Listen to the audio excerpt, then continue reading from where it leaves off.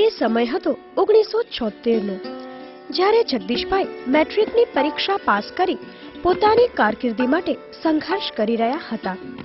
એમની પાસે ઇલેક્ટ્રિક ફિટિંગનું જ્ઞાન વિશેષ હોવાથી તેમણે એક વાયરમેનની કામગીરી શરૂ કરી. દરેકને ઘરે ઘરે સાયકલ દ્વારા પોતાની સેવાનો લાભ આપતા. તેની સાથે સાથે પ્રસંગોચિત લાઇટ, પંખા, ગાદલા જેવી જરૂરી વસ્તુઓને ભાડે આપવાનું કામ કરતા. કહેવાય છે કે જરૂરિયાત જ સંશોધનની માતા છે, અને એ જ રીતે પોતાના ઘરમાં જ જ્યારે લગ્ન પ્રસંગ આવ્યો ત્યારે લગ્ન મંડપ, ચોરી, વાસણો, ગાદલા તેમજ અન્ય વસ્તુઓની જરૂર ઊભી થઈ. આ પ્રસંગે તેમને પડેલી પારાવાર મુશ્કેલીઓમાંથી એ વિચારબીજ ઉત્પન્ન થયું કે શા માટે પોતાના શહેરમાં આવી સેવા આપવાનું અને તેનું સુનિયોજન કરવાનું કામ ન કરવું. અને પછી શરૂ થઈ જગદીશભાઈની જગદીશ મંડપ સર્વિસની સાહસ યાત્રા. આ હતો સમયગાળો 1982-83નો. આ સમયગાળા દરમિયાન તેમને પ્રોત્સાહન અને હૂંફ આપનાર શહેરના શ્રેષ્ઠીઓના અભિપ્રાય લઈએ. હિંમતનગરમાં 1975માં આવ્યો.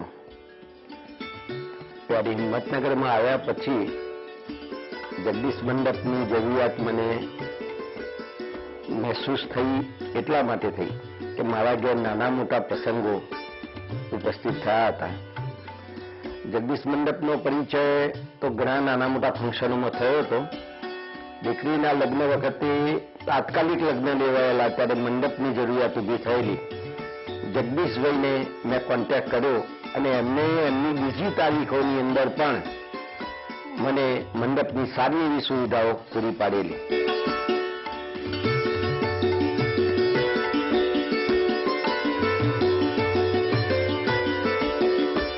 શ્રી જગદીશનો પરિચય મને છેલ્લા 30 વર્ષ આસપાસ 30 વર્ષ થઈ ગયા.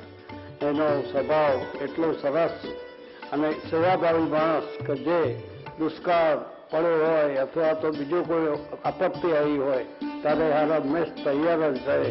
અને હું જાણું ત્યાર સુધી મારા અનુભવ મુજબ એ હારા મેસ આવા કાર્યોમાં બહુ પ્રયત્નશીલ રહેતો એની મને ખાતરી આપું છું એ છોકરા માટે. ત્યારબાદ એની સેવાઓ પણ ઘણી બધી અને આજે શહેરમાં આપણે જોઈ શકીએ છીએ કે છોકરાએ શું બનાવ્યું છે. આજે જ્યાં હોટલ બનાવ્યું, ગેસ્ટ હાઉસ બનાવ્યું, જે કંઈ બનાવ્યું તે પણ એમાં બહુ પણ લાવ્યો જોડે. એમાં મને ખૂબ ગર્વ છે. બહુ સરસ સુંદર છોકરો છે. ઉત્તરો ઉત્તર પ્રગતિ કરે એવી મારી પરમ કૃપાળુ પરમાત્માને પ્રાર્થના છે. પોતાના ગ્રાહકોમાં રોનક લાવતા જગદીશભાઈના જીવનમાં 1986માં નવી રોનક આવી. શ્રીમતી મીનાબેન સાથે તેમના પ્રભુતામાં પગલાં થતા જ તેમના વ્યાવસાયિક જીવનમાં પણ પરિવર્તનો થયા અને તેમનો મંડપ સર્વિસનો વ્યવસાય તેમજ તેમની કીર્તિ ચારે તરફ ફેલાતી ગઈ.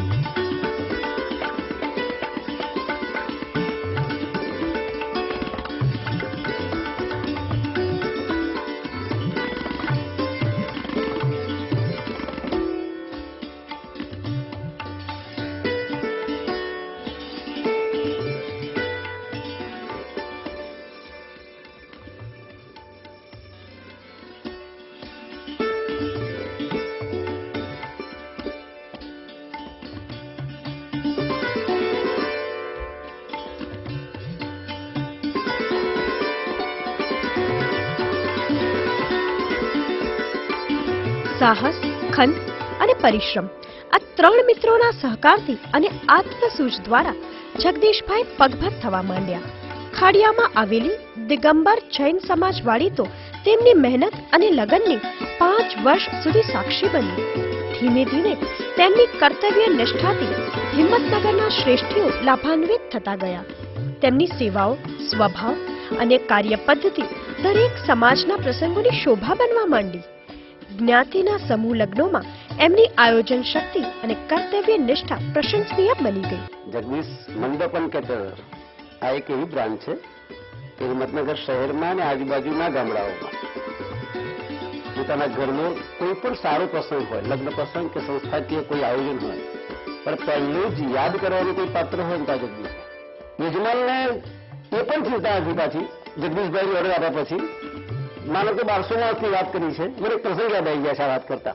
હું સોની સમાજમાં એક કાર્યકર તરીકે હતો. શ્રીમાળી સોની સાબરકાંઠા મંડળ એમાં એક ગ્રાન્ડ ફંક્શનમાં 2600 માણસો રસોઈ માટે વાત કરેલી. બન્યું એવું કે 2600 સામે 3600 માણસ સ્થળ ઉપર આવ્યું. જગદીશભાઈ રઘવાયા થઈને કહેવા નથી આ પ્રમુખ મંત્રી કે આયોજકોને ત્યારે શું કરીશું. તો પૂરેપૂરાને જે તે માન્યું હતું એ પ્રમાણે જ એ જ ગુણવત્તા જાળવી રાખીને અને એ કામ પૂરું પાડ્યું. ત્યારે પૂર્ણાહુતિ પ્રસંગે એક રૂપિયા ઓછો કરવાની આયોજકોની ઈચ્છા નથી. એવું કામ જગદીશભાઈ કર્યું હતું. છે તો જગદીશભાઈએ એ ઉશ્કેરાટને એવું ના કહ્યું કે આટલું મને પહોંચી વળું તકલીફ પડી એમ.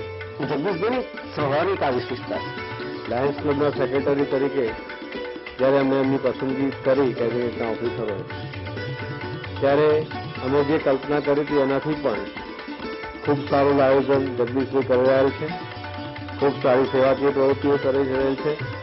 અને નજીકનું તાજેતરનું ઉદાહરણ આપું તો 51 બહેનોને ભાઈઓને જુદી જુદી જ્ઞાતિના એમણે સર્વ જ્ઞાતિના સમૂહ લગ્નો કર્યા અને એક કન્યાને 30,000 થી 35,000 રૂપિયાની ચીજ વસ્તુઓ એમણે લાયન્સ ક્લબના નેજા તળે દાન મેળવી અને આપેલ છે. જગદીશભાઈની વાત કરીએ તો એમના પર ભગવાનની પણ કૃપા છે. નગરપાલિકાની જ્યારે ચૂંટણી છે ત્યારે આપણા આદરણીય ગૃહમંત્રી શ્રી પ્રફુલ્લભાઈ પટેલે સૌથી પહેલી ભાભી શ્રી મીનાબેનની પસંદગી કરેલી અને એ એક જ સીટ હિંમતનગર શહેરમાં સિક્યોર ગણાતી કે ભાજપની ટિકિટ એમને મળશે જ. એ બતાવે છે કે એમને જીવન જે જીવ્યા બંને પતિ પત્ની એ સાચું અને સેવાકીય જીવન જીવ્યા છે. અને હું માનું છું ત્યાં સુધી ધવલ એમનો દીકરો પણ એ જ લાઈન ઉપર ચાલશે અને બધા આખા કુટુંબને હું મારી ખરા દિલની શુભેચ્છાઓ પાઠવું છું.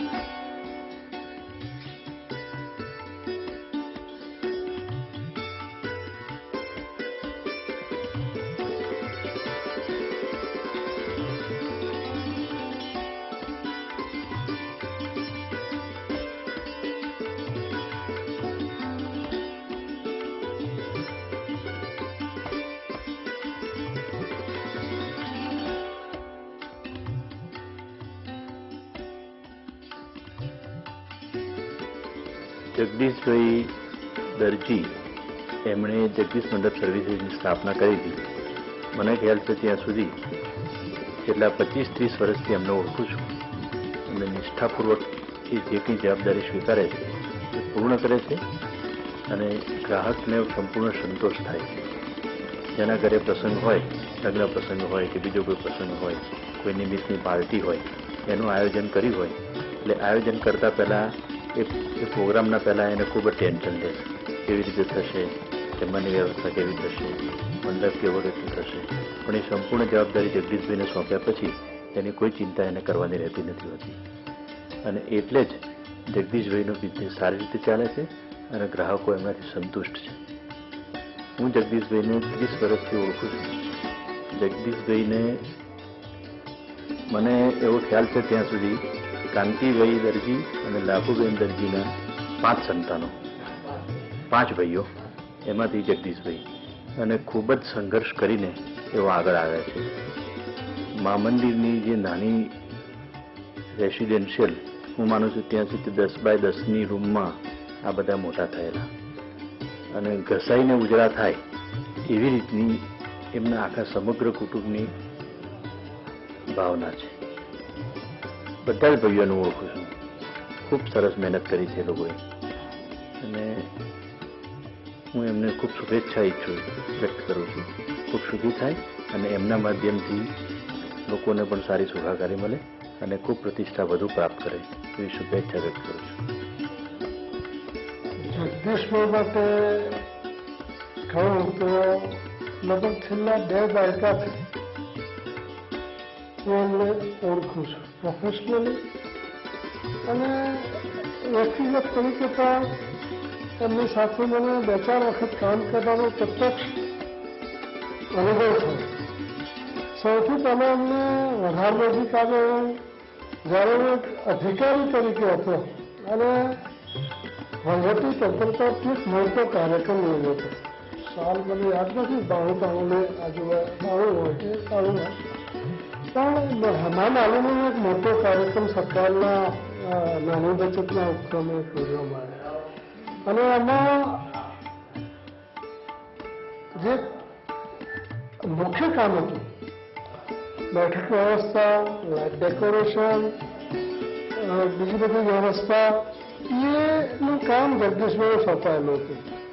સીધો તાલુકાના એક વહીવટી અધિકારી તરીકે હું સીધો એમના ઉપર મારે એમની નજીકથી જોવાનો જે મને લાવો મળેલો એ વખતે મેં માફ કરેલું. આજે જ હું કહું છું, અત્યાર સુધી અમારા ભાવને ક્યારે પણ કોઈ સમક્ષ વ્યક્ત કર્યા નથી, પણ એ દિવસે મને લાગ્યું કે આ માણસ આટલો બધો જેને કહેવાય કે હિંમતદાર, શક્તિશાળી અને સેલ્ફ કોન્ફિડન્સ જેને કહેવાય.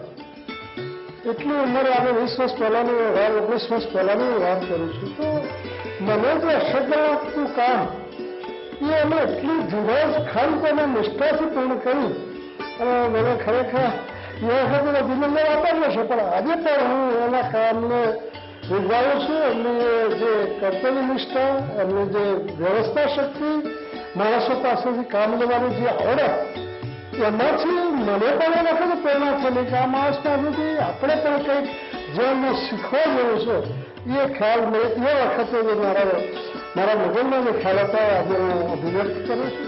તારીખ 9/6/1989 ના રોજ તેમણે પોતાના મકાનમાં ગૃહ પ્રવેશ કરી તેઓ ગૃહસ્થ જીવનમાં સ્થિરતા મેળવતા ગયા અને પ્રભુ કૃપાથી તેમનું ઘર બાળકોના નાદથી ગુંજવા લાગ્યું. ધવલ અને અમીના જન્મ પછી તેમના પારિવારિક જીવન અને કૌટુંબિક જીવનનો આનંદ વિસ્તરવા લાગ્યો. હંમેશા કંઈક નવું જ વિચારવું એ જગદીશભાઈનો જીવન મંત્ર રહ્યો. એથી જ તો તેમણે આધુનિકતાની સાથે કદમ મિલાવવા 1988માં જગદીશ પાર્ટી પ્લોટ અને 1994માં સાબરકાંઠાનો સૌપ્રથમ પ્રાઇવેટ હોલ જગદીશ હોલનો શુભારંભ કર્યો, જેમાં તેઓની મોટા કદના સમારંભોના આયોજનની સેવાઓ સૌના આકર્ષણનું કેન્દ્ર બની. હંમેશા કોઈ પણ પ્રસંગના આયોજન